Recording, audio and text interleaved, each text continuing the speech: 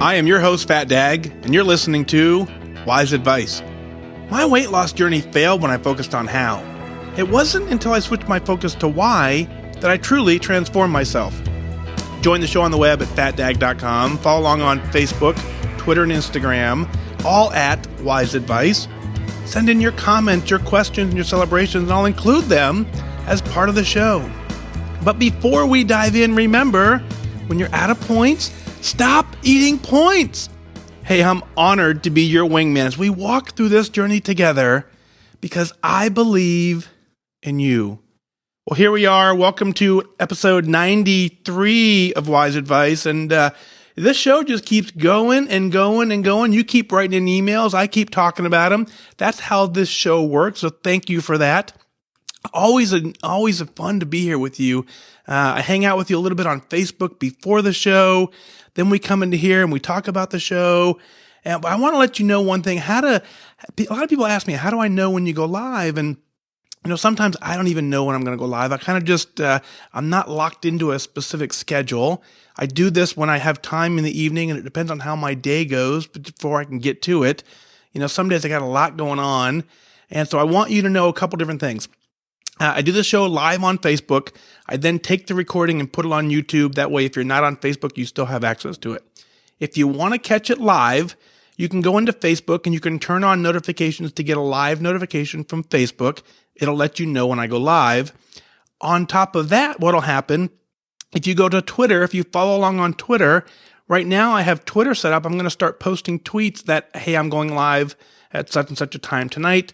So you can go into Twitter, follow WhysAdvice on Twitter, turn on notifications there, and then those two things will alert you when we go live. So that way, there's a lot that goes on between one show versus the next, and I want to make sure you can follow along live. Now, also keep in mind that, there's a good chance that I say I'm going to go live at 10 o'clock, and all of a sudden I got this thing, squirrel, and then all of a sudden we don't go live. So there's a chance, and I'll keep you updated through Twitter to let you know what's going on there. So out of the gate, Sandra writes in, she joins us on Facebook, and she says, hey, I'm down 10%. Man, what a great celebration. 10% is a lot of work. You don't get 10% by accident. If you're focused, if you're disciplined, and you're following the plan to the best of your ability, when you get to 10%, what happens is you now have proven to yourself you have the ability to get the goal. Sandra, you've done that. You know through weekends, through the days, and no matter what comes up in your day, you can continue to get back on plan. You found a way to refocus, and you hit 10%. So if you hit 10%, you can hit goal. That's what I always say. I believe that more than anything. You have 10%. If you hit 10%, you can get the goal. Now, and the other thing we saw on Facebook before the show is that a lot of people say, hey, this is the first time I'm joining you live on Facebook. I'm so glad I'm here. And I want you to know something. I'm glad you're here as well. And I said this to the Facebook crowd, but I want to say it to everybody. I'm glad you're here. And I don't mean here with me hanging out. What I mean is I'm glad you're here in a mental state where you're focused on your journey. And this is a tool that you're continuing to tune into because it helps you along the way. So I'm glad you're here in a mental state where this is the most important thing you've got going on right now, and you're focused on what it is you're trying to get done, and that will get you to goal. Joe writes in email number 1, says, hi, Mike. I can't thank you enough for your great podcast and your other motivational messages you provide through Facebook, your website, and Connect. Your wisdom and humor are a big part of my success in staying mindful and engaged in this lifetime journey. This afternoon, I posted the following message on Connect regarding complacency and the impact it can have on us as we move through this lifestyle change. I at least want you to know what a difference you're making in my journey, and I am forever grateful. Now, complacency, this word captures where I've been the past month or so, so thanks, FatDag, for helping me think this through with your recent comments and advice on this topic. It was eye-opening. I have to be honest in saying that I've not been diligent in my tracking, and I've gotten sloppy about eating some things that don't belong in my daily plan. And I'm really tired right now, and that's caused me to put my days on autopilot so that I can tend to other demands in my life. I can't afford to do that, not even at Lifetime. But I know what to do. I need to step back, catch my breath, allow myself time to think about what I'll do to take care of me in the upcoming weeks. Today I have an afternoon to spend on me in solitude for some quiet reflection. That is really the important aspect of this journey. Getting back to a focused mindfulness will help to nip complacency in the bud. There just isn't room for that if we're going to be on plan and in the moment each day of this journey.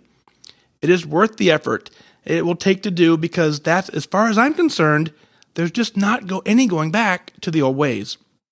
Wishing you all a great Friday with time this weekend to catch your breath, reset your vision, and clear your mind for the work week you need to do to make a better life and be healthier. Best to you, Joe. Joe, that's what this whole journey is about, is staying focused on your goals. We laugh and we joke, and of course the common references is we're very focused, and we all said squirrel, and we lose our focus. It happens to all of us. It's why we need to do as much as we can to have as many tools possible to stay focused on the prize. And so this is just one other tool. When you reach out and say, that I am a big part of your success in staying mindful and engaged, I want you to know that no, you are. Right? You're the bigger part than I am, because all I am doing is providing a message. You're the one that's acting on the message. You're the one that's staying focused on the message, and you're getting it done. I'm very proud of you for that opportunity for you to take care of yourself, to stay focused on yourself. Now, when we talk about complacency, that's my number one pet peeve on this process. And it attacks every single one of us, myself included, because we get to a point when all I ever wanted on this journey, when I very first started, I was hoping to be 210 pounds. Man, I got there and I kept going. I didn't expect that to happen. So anything for me under 210 is, I have to be very mindful of the complacency trap. And so it attacks every single one of us, and we have to understand when it can, where it can, and how to beat it. And we beat it by looking at different goals and by different things and completely staying focused to the process. Now, you absolutely, exactly what you said is true. You have to step back, catch your breath, allow yourself some time to take care of you.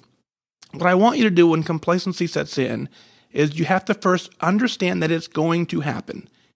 Set up some rules ahead of time for, hey, when I get here, the potential for that to happen is greater. When all of a sudden my weight loss has slowed down and I haven't lost any weight in 3-4 months or whatever timeline is not acceptable to you, that's when you have to kick in the complacency brain or the complacency plan at that point. And the way to kick your plan is go back to week 1. What did you do week 1? What are you doing now that you weren't doing in the beginning, or vice versa? What did you do in the beginning that you're not doing now? If you reset the tracker, if you reset your focus, that's how you get complacency, and you beat it. And then the last piece to that is obviously you got to set a new set of goals and say, you know what? I may be down 70, 80 pounds, wherever it is, but my next goal is I just want to do 5 more. That's it. I'm focused on the next 5 pounds. And so that happened to me. I got down to 210. Completely happy with where I was, had no desire to go any lower. And my leader said, just lose 5 more pounds. So I did. And then she said, just lose 5 more pounds. So I did. Just lose 5 more pounds. So I did. And it ended up being 25 pounds that I ended up losing past where I thought was possible, because I focused on a smaller goal of 5 pounds versus a 25-pound goal that I didn't even think was possible. So, Joe, thank you for your email. Keep up the hard work that you're doing, because you're absolutely winning and you're getting it done. Gina writes in and says, thanks, FatDag. I listened to your podcast on my way to work and home. I'm in the Turtle Club. I'm down 20 pounds. My goal for the summer was to maintain that loss. I came home from vacation up almost 8 pounds. I knew I didn't want to go to my meeting at all, so I buckled down. I drank lots of water, I weighed, measured everything, and I got blue dots all week. I got 10,000 steps minimum every single day. I weighed in this morning exactly where I left off. I was actually thinking about your attendance mindset. So regardless of what my weight was this morning, I am going to my meeting. I made it a little happier. It made it a little happier not to have a gain, though. Thanks for your service to our country and being my personal wingman when I need it the most, Gina. Well, Gina, here we go. As you know, if you've heard the show, me and the term turtle aren't exactly friends. It's not a term that I use during my process, but let me explain it because I get some hate mail on it on occasion, and from folks who are rocking the plan as a turtle club. If you're happy with that term and you're happy with the results you're getting, then own it. Don't let me tell you how to run your journey.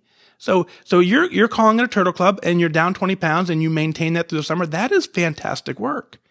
Now, if you're not happy with that, right? If you're not happy with the fact that, hey, I'm only down 20 pounds and it's not coming off fast. So therefore, and you're using the turtle word as a negative reflection, then at that point you make some changes to your process.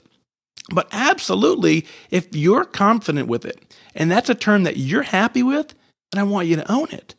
You're absolutely doing that. So you join me on Facebook. I see your comments now. You're doing exactly what you need to do.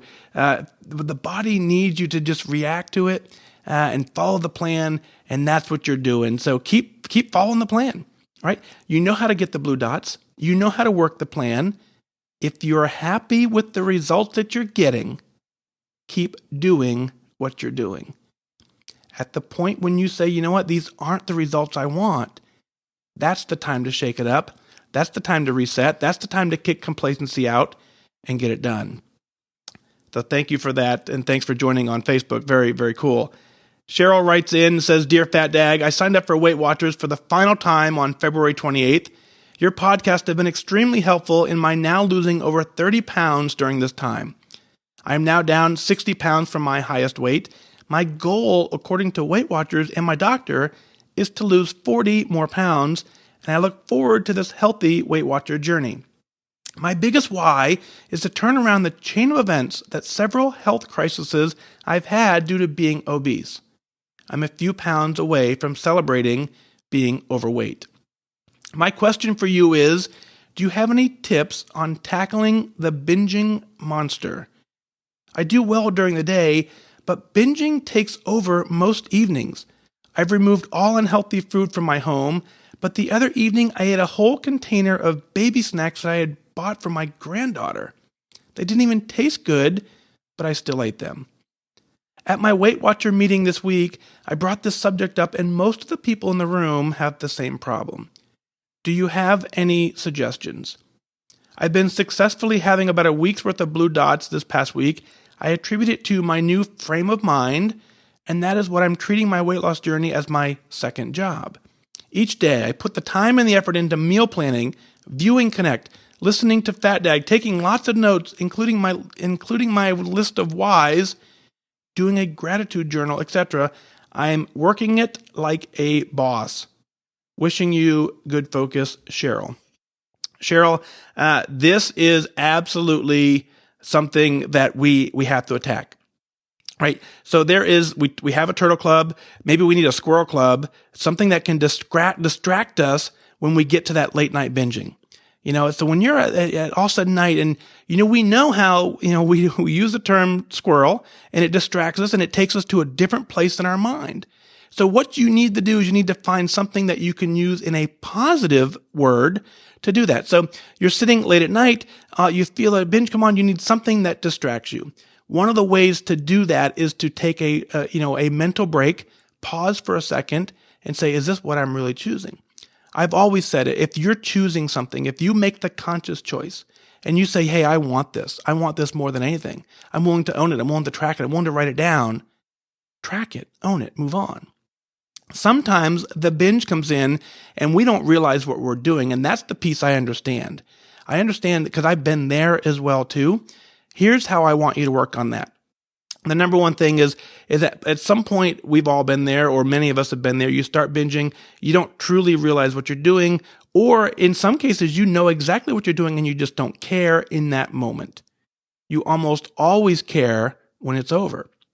So as soon as that event is over, at some point you're going to stop. When that event's over, the first thing you have to do is own every piece of it. You have to understand that exactly what happened is completely normal. There's absolutely nothing wrong with that mindset. It's not a healthy mindset, but there's nothing wrong with you when that happens. So you own it. You write it down. I want you to go and track every single thing that you've eaten to the best of your ability. And I even want you to overestimate if you're not sure. So if you don't even know what you had, do the best you can, track it down as much as you can, and get it all written down for a couple of different reasons. For reason number one is a couple of days later, if that scenario comes up again, two things happen. All of a sudden you go, hey, that day I had 154 points that night. Okay. And as you're doing that, you're going to start remembering the number and say, maybe. And if the second night you stop at 125 points, well, then you're making progress. So it's important that as soon as you're done with a binge that you couldn't control, you own it, you know that what happened was normal, you track it to the best of your ability, and you get it written down. Now, we come back and we apply the rule of thirds. We say, okay, I'm out of points at this point. Clearly, I'm out of points. And if the binge happens in the middle of the day, we still have to get through the rest of the day. I want you to then look at a third of your daily points, figure out what that third number would be, and then try and stay within that window for the remaining meal of the day. You can do that. Always ask yourself, when you're done with the binge, was it worth it? We almost always at that point say, no, I don't think it was worth it. Now, during the event, it's hard to ask that question. I understand. So the moment you stop, that's when the clarity comes in. When you ask yourself, was it worth it? You say, no, okay, great. Well, let me go track it. Let me go write it down. Let me work on the next time doing it just a little bit better. The last piece I want to throw out there is what we call either the apple test, the banana test, the green bean test. At some point in the late at night when the snacking comes on, there's a difference between snacking because I'm hungry and snacking because I'm bored. You need to recognize that difference. And so the question that I want you to ask yourself is when you get up at 10 o'clock at night and you say, hey, I just need something. I just need something to take the edge off. If the answer to that isn't an apple, if it isn't a banana, if it isn't a cup of strawberries, if it isn't a can of green beans, well, then you're not hungry. You're bored. That's right. So recognizing the difference will help you understand exactly what's going on. Then if you're bored, find something to do and say, you know what? I'm not hungry, actually. If I'm not hungry enough to cook a can of green beans, I'm not hungry. I'm bored. I either need to go to sleep. I need to go tune in, go listen to a previous episode of the podcast, something to distract my mind. Use the squirrel technique we talked about, something to distract your brain long enough to forget that you were hungry and go get it done. So thanks for that. Next up, Donna writes in, says, hi, Mike. First, let me start out by saying thank you so much for doing your podcast and your Facebook Live. I just love listening and seeing this, and of course, what you do to keep our country safe. I have not been in a great way for the past few days. My daughter, she's 37, is having some health issues, and I've been going over my points and just binge eating. I track the good, the bad, and the ugly. But wow, stress makes my mind go to a dark place. It's not good. It's not good at all. I work in a high school. My last day was June 28th. Then summer school opened and I was back to my regular days, work July 5th, thank goodness. I've been so stressed out with worrying about my daughter that I forgot to take care of time for me. This is what I did. I listened to your podcast in the morning on my way to work. I do that every day. Now when I get home, after the running around that I need to do, I ride my stationary bike to another one of your podcasts. Now this is big for me. I usually ride my bike 5 to 10 minutes and then I'm off. No, not this time. I find when I do this and I listen to you, I am unstressing. I look out the bedroom window at the park at the back of my apartment. I watch the people walking or running, and I have you that I'm listening to. I become a little calmer. When I'm calmer, I can be that person for my daughter, and then she becomes calmer. If I love it and I nurture me, I can do the best that I can for my daughter. I know this, but why do I forget it? I have gained for the last 3 weeks, small ones, but gains all the same. I track, I plan out my meals for the week, and I drink my water. But at night, when my mind goes to the dark place of worry, I overeat in my points. So again, I go to the bike and I do your podcast. This now has become my new normal. Your magnet is on my fridge. When you're out of points, stop eating points. I carry your postcard in my tracker. There are no more going over points. I just want to say thank you. I don't think you really understand how you have helped. I've been on this plan now for 18 months. If not for you, Connect in my meetings, I would be lost. I no longer am diabetic. I'm off my meds. My blood pressure is 118/76. I can do 5Ks. Me. Can you believe it? Walking, not running. I have come too far to give up on me. I still have a long way to go, but it's lifetime, right? So the time doesn't matter. Love and keep safe, Donna from Oakland Gardens, New York. Wow. Did you hear the end of your email? The pride that you had in yourself at the end of your email was absolutely beautiful. That's the piece that I love the most. That's the piece that jumped out of me and got my attention. You're no longer diabetic. You're completely off your meds. Your blood pressure is 118/76. You're doing 5Ks.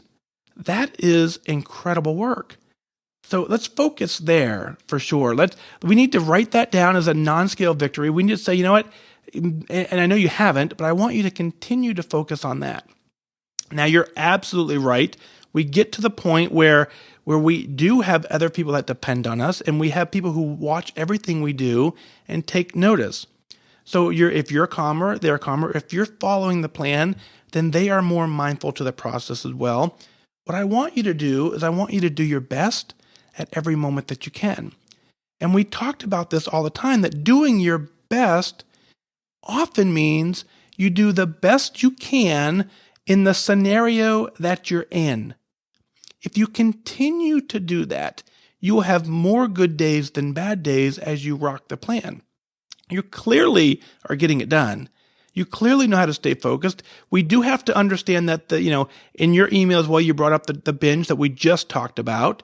If you're late night snacking, ask yourself, and not only ask yourself, but prepare yourself for success by having those options available at night.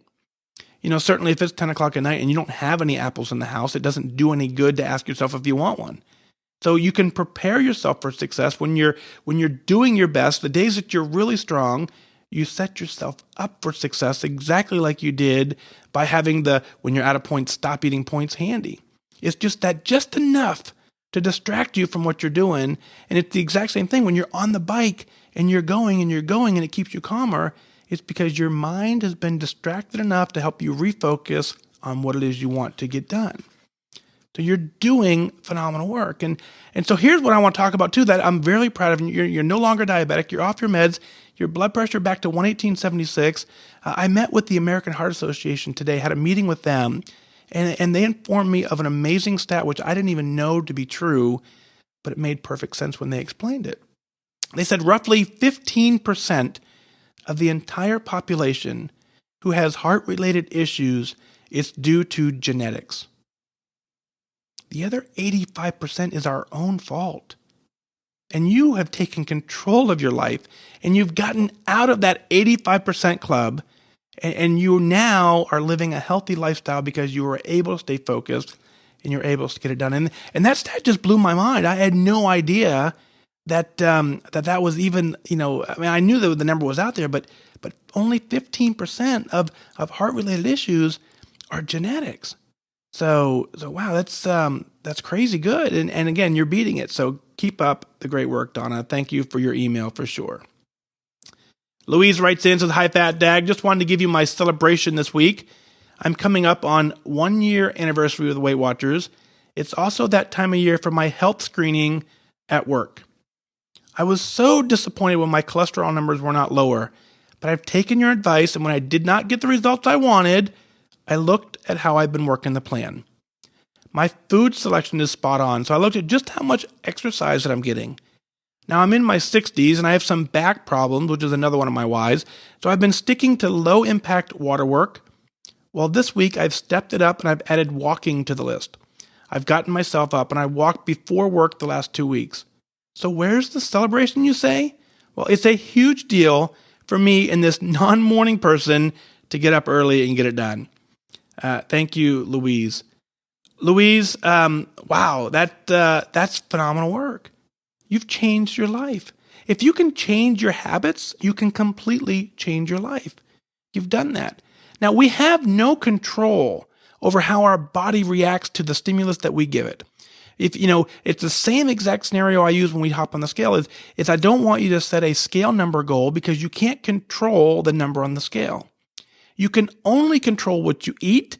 You can only control how much you exercise, but you can't control what your body does when you give it that information.